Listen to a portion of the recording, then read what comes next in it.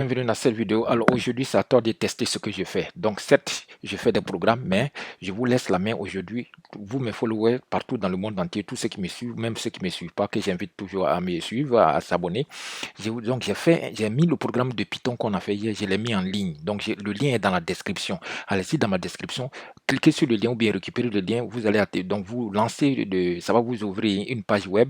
Donc vous testez mon application, vous lui donnez n'importe quelle fonction pour qu'il vous donne la dérivée. Vous lui donnez n'importe quelle primitive pour qu'il donne son résultat ou n'importe quelle intégrale.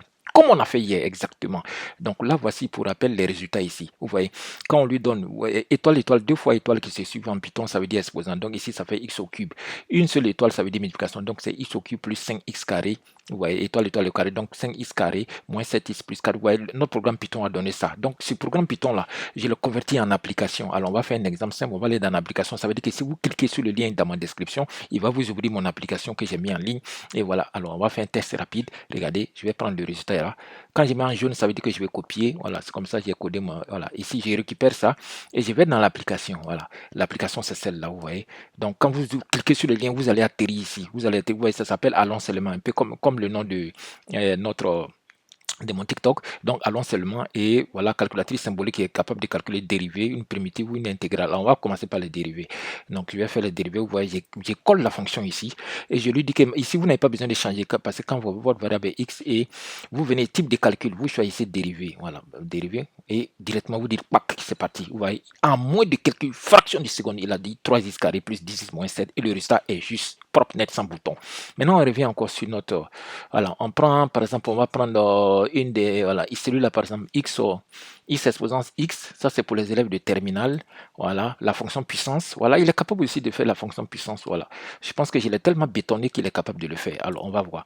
Donc ici et je lui dis boum, dérivé, vous voyez, le résultat ça fait x ln de x et c'est parfaitement juste.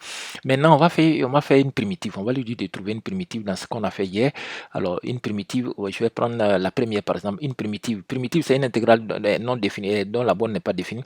Donc ici on a 3x au carré moins 4x plus 7. On veut la primitive, donc je copie et je viens donner à l'application. Alors pour rappel, il faut utiliser les x minuscules. Je n'ai pas prévu de x majuscule. Non, non, non. Vous utilisez votre variable, c'est x minuscule ou y minuscule, en tout cas les minuscules.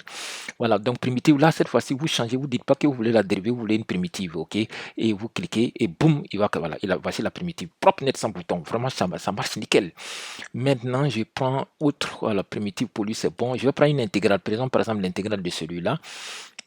On va prendre l'intégrale de sinus, voilà, le deuxième ici, par exemple, entre 0 et, voilà, entre 0 et voilà, ça. Donc, je prends ça. Oui, donc je vais sur l'application Sinus X.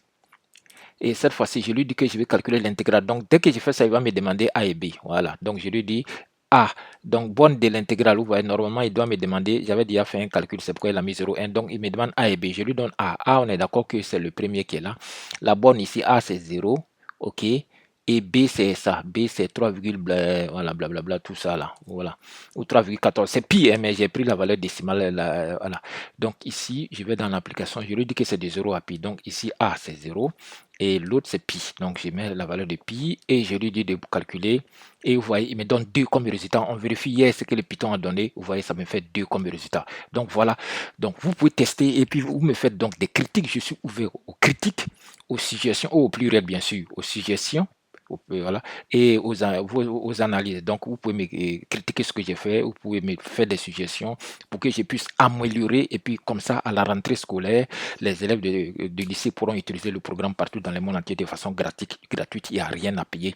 Donc, si tu ne t'abonnes pas sur cette chaîne, sache que cette chaîne, nous sommes faibles. Donc, on cherche à devenir meilleur en mathématiques. Donc, si tu veux devenir meilleur en mathématiques, c'est ici. Si tu veux devenir meilleur en physique, c'est ici. Si tu veux devenir meilleur en chimie, c'est ici. Si tu veux aussi ajouter la programmation dans ton cursus pour être bien top, un homme complet, une personne complète, c'est ici. Cette vidéo est terminée.